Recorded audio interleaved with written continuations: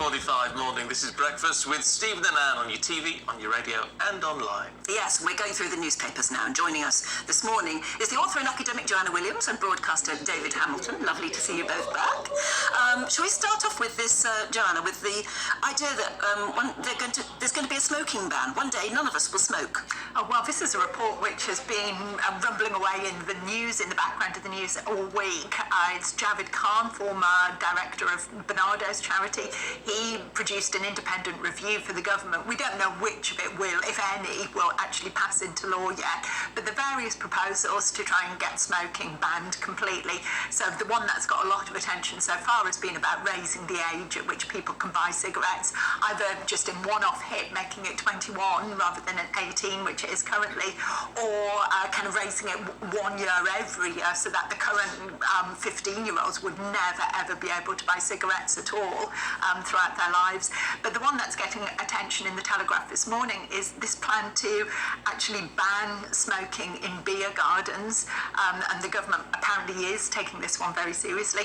I've got to say, I mean, I'm a non-smoker who, you know, likes a very, very occasional cigarette.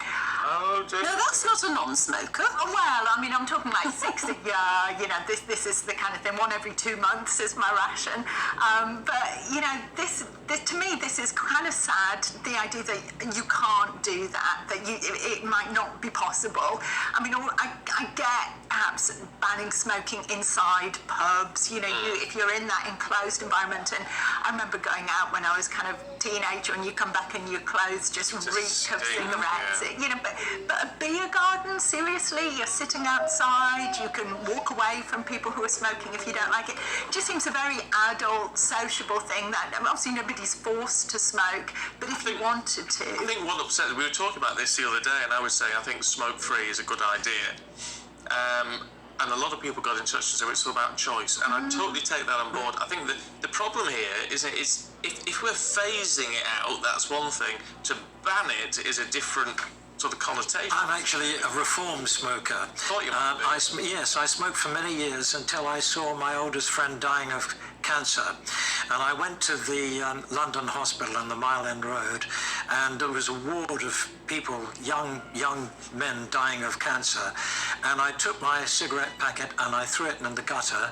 I was a little out, actually. I remember the evening, it was pouring with rain, and I never smoked again. How I stopped was actually sucking polo mints. And it's a great way if you want to get off smoking, because it takes away the nicotine craving. So I recommend it to anybody. And I think when I did that, that was the best thing I ever did, because both my parents died very young of lung cancer. And I think, as you might have said earlier, that smoking is the one thing that doesn't do anybody any good at all. You know, I think you said you might have a glass of wine, you might relax a bit, but I don't think smoking is creative in any way. People say it gives you something to do with your hands, you know, but I think giving up... Yeah, take up knitting, I say. I just wonder... I think you should take up eating. Oh, eat. No, well, that people do, don't they, when they give up smoking, they tend to put on weight. But I was just thinking about that the other day with the Jubilee. The reason the Queen has been on the throne so long is because her father died of lung cancer. Yes. Because he came from a day when everybody smoked 60, 70 a day, and apparently he did. And you look at the age difference, she's 96 and still going strong. She's never smoked in her life. I don't know, that sort of brought it out. If you look at the old films, everybody's smoking, aren't they? All the time. Yeah, it was just, you know, that's what everybody did. Thank God that's all stopped. I think anything that discourages people from smoking in any way can only be a good thing. I do wonder a little bit about the impact this might have on pubs, because we know that lots of pubs have gone out of business in recent years, and people might not stop smoking. People might just decide, well, if I can't have a cigarette in the pub garden, I might just stay at home instead. We heard all that, though, when it was the smoking ban inside. I don't think it had the impact that many people feared. But I don't know, it's a tricky one. It's stood banging outside. Maybe you don't ban it, but you create an area in the garden for smokers and non-smokers. Yeah, maybe. Can we talk about another health issue, David? This is in the Times. Dementia. And music can help, apparently.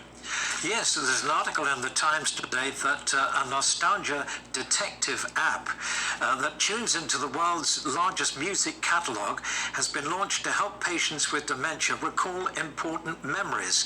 The Vera app has access to every song owned by the Universal Music Group. That includes hits by Adele, U2, Otis Redding, Elton John, and an algorithm curates personal playlists using background information for patients and carers, and they pinpoint the perfect song at the right time for the listener. And I must tell you this, I had a very touching story from a listener the other day who had a partner with dementia, and shortly before she died, he played her Patsy Cline's song Crazy, which she loved. And she remembered every word, she sang along, and she was pitch perfect. Wow. So Really? that's what dementia, that's what music can do to help cut dementia. through, yeah? Yeah. Isn't that interesting? Amazing. Yeah. Wow. Oh, well, that's definitely worth looking at then, isn't it? It's like a sort of music therapy, isn't it? Yeah. We've just got time for a very quick look at Google being hugely biased to the left, apparently, according to the Mail. Yeah, well, this is some research that's been undertaken, and they basically put Boris Johnson and various other words into Google and had a look to see which sources of stories are most likely to come up on the top of the Google rankings.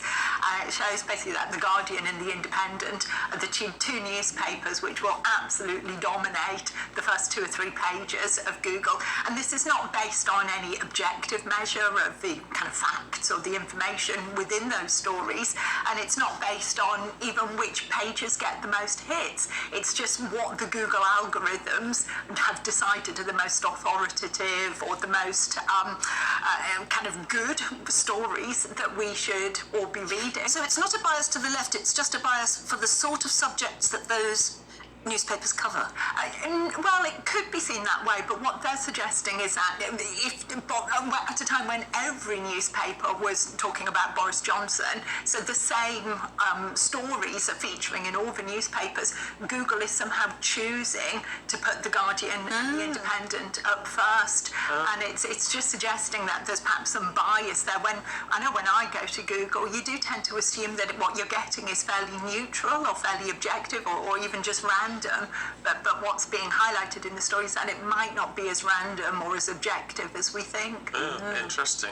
Interesting. Look, we're out of time, you two. Joanna, David, thank you. We'll catch up with you a little bit later on, though.